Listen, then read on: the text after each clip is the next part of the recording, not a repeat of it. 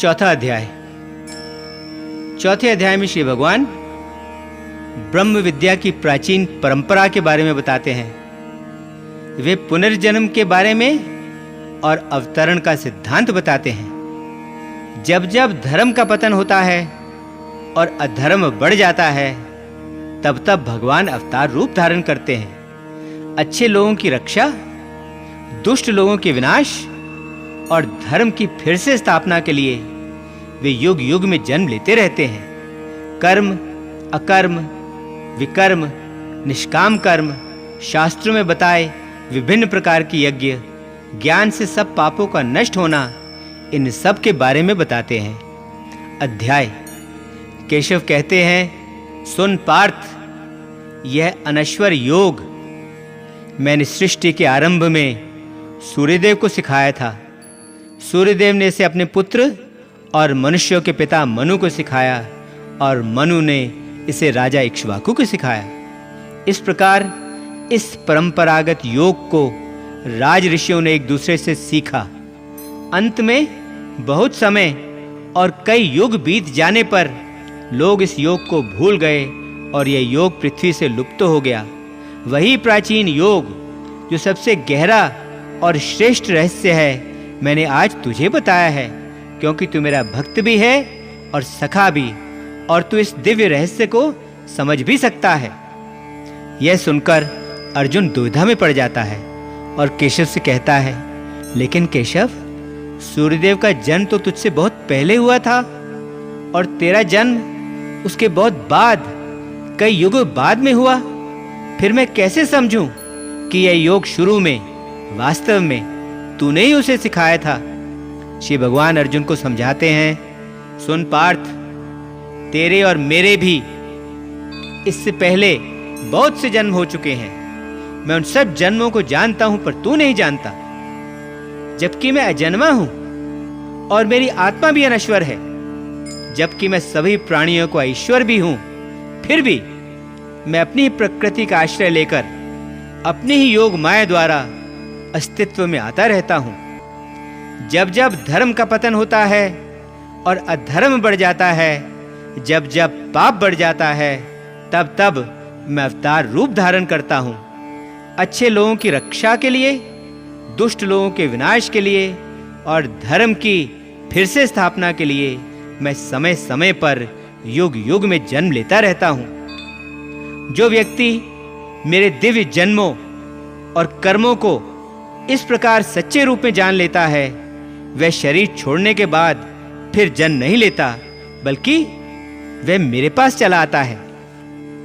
इच्छा, भय और क्रोध से छूटकर मुझ में पूरी तरह लीन होकर और मेरी शरण में आकर ज्ञान की तपस्या से पवित्र हुए ऐसे बहुत से लोगों ने मेरी ही स्थिति पाली है। जो कुछ मैं हूं, वे भी वही बन गए हैं। लोग जिस प्रकार मेरे पास आते हैं, मैं उन्हें उसी प्रकार अपनाता हूं। मनुष्य सभी ओर मेरे ही मार्ग पर चलते हैं। जो लोग अपने कर्मों का फल यहीं पृथ्वी पर अपने जीवन काल में ही चाहते हैं, वे देवताओं की उपासना करते हैं, क्योंकि मनुष्यों के संसार में कर्मों द्वारा उत्पन्न होने वाले फल बहुत जल्दी मिलते हैं। मैंने सत्व, रजस और तमस, इन 3 गुणों और कर्म के भेद के अनुसार 4 वर्गों की सृष्टि की थी।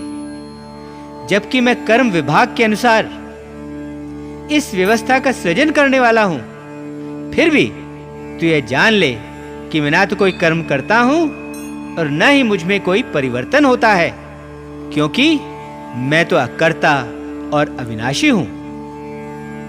कर्म मुझे दूषित नहीं करते, कर्म मुझसे लिप्त नहीं होते और न ही किसी भी कर्म के फल के प्रति मेरी कोई इच्छा ही है। जो कोई भी मुझे इस रूप में जान लेता है, वह कर्म करता हुआ भी उस कर्म के बंधन में नहीं बनता। प्राचीन काल में मोक्ष चाहने वाले लोगों ने भी यह सब जानते हुए निष्काम कर्म किया था। इसलिए जैसे प्राचीन काल में लोगों ने निष्काम कर्म किया था, उन्हीं की तरह तू भी वैसा ही कर। कर्म क्या है, विकर्म क्या है, अकर्म क्या है, क्या करना उचित है, क्या करना अनुचित है, कर्म का त्याग क्या है, इन सब विषयों ने तो बड़े बड़े ज्ञानियों को भी भ्रम में डाल दिया है। वे भी इसे ठीक तरह से नहीं समझ पाए हैं। मैं तुझे बताऊंगा कि कर्म क्या है, जिसे जानकर तू सब दोषों से मुक्त हो जाएगा। अपना नियत कर्म, शास्त्रों में बताए गए कर्म, यही उचित कर्म है, यही करने योग्य कर्म है। मनुष्य को इन सब को अच्छी तरह समझ लेना चाहिए। वर्जित कर्म क्या है, क्या करना अनुचित है, उसे यह भी अच्छी तरह समझ लेना चाहिए। साथ ही अकर्म या कर्म का त्याग क्या है, उसे यह भी अच्छी तरह समझ लेना चाहिए। कर्म की गति को, कर्म की गहराइयों को और कर्म की बारीकियों को समझना बहुत कठिन है, क्योंकि कर्म की प्रकृति बहुत गूढ़ है। जो मनुष्य कर्म में अकर्म और अकर्म में कर्म पहचान लेता है, वही योगी है, वही सन्यासी है, और वह अपने सारे कर्म करता हुआ भी कर्म के बंधन में नहीं बनता और वह दिव्य स्थिति में ही रहता है। जिस मनुष्य के सभी कर्म उस कर्म के फल की इच्छा के संकल्प से मुक्त हो गए हैं, जिसके सभी कर्म ज्ञान की आग में भस्म हो गए हैं, ऐसे मनुष्य को ज्ञानी लोग पंडित कहते हैं। कर्म के फल के प्रति सभी इच्छाओं को त्याग कर सदा तृप्त रहता हुआ, बिना किसी भी कर्म के फल पर निर्भर हुए, वह भले ही सदा कर्म में लगा रहे, फिर भी वह कुछ नहीं कर रहा होता। कोई भी कर्म फल की इच्छा न रखते हुए, अपने चित्त और आत्मा को वश में रखते हुए, सभी प्रकार की संपदाओं, सभी प्रकार के भोग साधनों को पूरी तरह त्याग कर जो केवल शरीर निर्वाह के लिए कर्म करता है, उसे कभी कोई दोष नहीं लगता। जो मनुष्य संयोगवश प्राप्त वस्तु से बिना उस वस्तु की कामना किए, उसे प्राप्त करने के लिए कोई प्रयास किए बिना जो भी प्राप्त हो जाए, उसी से संतुष्ट रहता है, जो दुख सुख आदि के सभी द्वंद्वों, सभी दुविधाओं से परे पहुंच चुका है, जो ईर्ष्या से मुक्त है, जो सफलता और विफलता दोनों में समान रहता है, वह कर्म करता हुआ भी कर्म के बंधन में नहीं बनता। जो कर्म को यज्ञ समझकर करता है, जिसका मन मजबूती से ज्ञान में स्थित हो गया है, जो ज्ञान में पक्की तरह टिक गया है, जो मुक्त हो चुका है और जिसकी कर्म के फल के प्रति सभी इच्छाएं और सारे लगाव भी समाप्त हो चुके हैं, ऐसे मनुष्य का कर्म पूरी तरह ब्रह्मलीन हो जाता है। उसके लिए अर्पण करने वाला परमात्मा है, अर्पित की जाने वाली वस्तु भी परमात्मा है। परमात्मा द्वारा वह परमात्मा की ही आग में अर्पित की जाती है।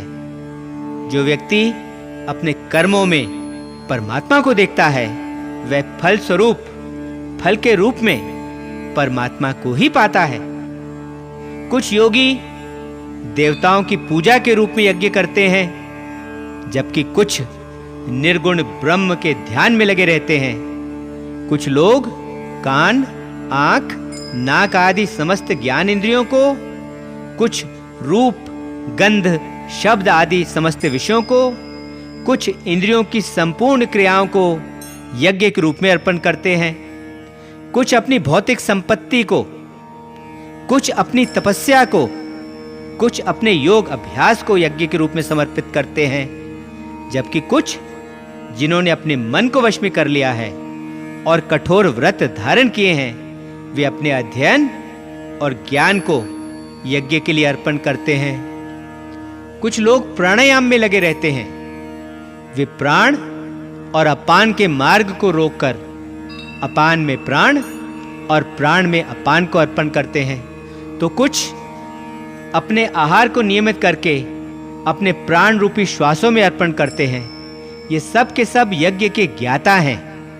ये सभी जानते हैं कि यज्ञ क्या है, और यज्ञ में जीवन द्वारा उनके सारे पाप भी नष्ट हो जाते हैं, उनके सारे पाप मिट जाते हैं। जो लोग यज्ञ के बाद बचे हुए पवित्र अन्न, यज्ञ के पवित्र प्रसाद को खाते हैं, वे सनातन ब्रह्म को प्राप्त करते हैं। लेकिन जो व्यक्ति यज्ञ नहीं करते, उनके लिए यह संसार ही नहीं है, फिर उन्हें परलोक कैसे मिल सकता है? इस प्रकार शास्त्रों में अनेक प्रकार के यज्ञ बताए हैं। उन सब को तू कर्म से उत्पन्न हुआ समझ। वे सभी ब्रह्म तक पहुंचने के साधन हैं, और यह जान लेने के बाद तू मुक्त हो जाएगा। क्योंकि भौतिक पदार्थ बंधन में डालने वाले होते हैं और ज्ञान मुक्ति दिलाने वाला होता है। इसलिए भौतिक पदार्थों द्वारा किए जाने वाले यज्ञों की तुलना में ज्ञान में यज्ञ अधिक अच्छे होते हैं, क्योंकि निश्चित रूप से अंततः आखिरकार सभी कर्म ज्ञान में ही जाकर समाप्त होते हैं, जिससे मनुष्य को मुक्ति मिलती है। उस ज्ञान को तो उन तत्वज्ञानी लोगों, उन गुरुजनों से सीख जिन्होंने सत्य को समझा है।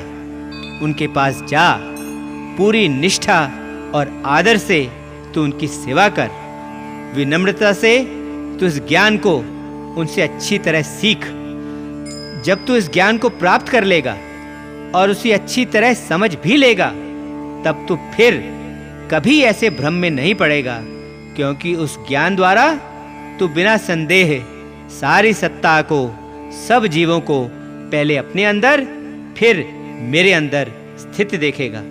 चाहे तू सबसे बड़ा पापी ही क्यों ना हो, फिर भी तू केवल ज्ञान की नौका द्वारा पापों के बड़े से बड़े समुद्र को भी पार कर जाएगा। जैसे जल उठने पर आग अपने ईंधन को राख कर देती है, वैसे ही ज्ञान की आग भी सभी कर्मों को भस्म कर देती है और मनुष्य को उन कर्मों के बंधनों से भी मुक्त कर देती है। इस पृथ्वी पर ज्ञान जैसी पवित्र वस्तु, ज्ञान जैसा पवित्र तत्व और कोई नहीं है। योग द्वारा सिद्ध हुआ मनुष्य समय आने पर स्वयं अपने अंदर ही इस ज्ञान को पा लेता है। जिस व्यक्ति में श्रद्धा है, जो इस ज्ञान को पाने में तत्पर है और जिसने अपनी सभी इंद्रियों को जीत लिया है, वह ज्ञान को पा लेता है और ज्ञान को पाकर वह परम शांति को भी पा लेता है। लेकिन जो मनुष्य अज्ञानी है, जिसमें श्रद्धा नहीं है और जो अपने संशय स्वभाव के कारण मुझ में दोष ढूंढता रहता है, वो नष्ट होकर रहेगा। ऐसे व्यक्ति के लिए ना तो यह संसार है, ना उसके लिए परलोक है, और ना ही उसे सुख मिल सकता है। जिसने योग द्वारा सभी कर्मों को त्याग दिया है, जिसने ज्ञान द्वारा अपने सारे संदेह नष्ट कर दिए हैं, ऐसी व्यक्ति ने अपनी आत्मा पर अधिकार पा लिया है। उसे मैं कर्म बंधन में कभी नहीं बांधता।